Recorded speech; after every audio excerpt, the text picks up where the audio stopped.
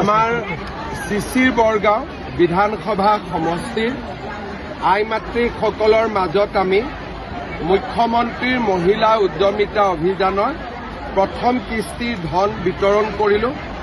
10,000 টকাৰ সৎব্যৱহাৰ হ'লে পৰৱৰ্তী সময়ত আই মাতৃসকলক আমি 25,000 টকা আৰু তৃতীয় বছৰত 50,000 টকা দিয়াৰ আমি ব্যৱস্থা ৰাখিছোঁ।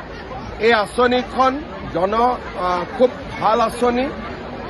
অসমৰ সকলো অঞ্চলৰ মহিলাই ইয়াক আদৰণি জনাইছে আৰু এই আঁচনিখন অসমৰ পৰা বিহাৰত লৈ যোৱা হৈছিল আৰু এতিয়া সকলো টিভিত বা বাতৰি কাকতত এইটোৱে ওলাই আছে যে এই আঁচনিখনৰ কাৰণে বিজেপি আৰু জনতা দলৰ বৃহৎ বিজয় সম্ভৱ হৈছে। মই ভাবোঁ যে সঁচা অৰ্থত এখন ভাল আঁচনি, মহিলাসকল বহুত উপকৃত হ'ব।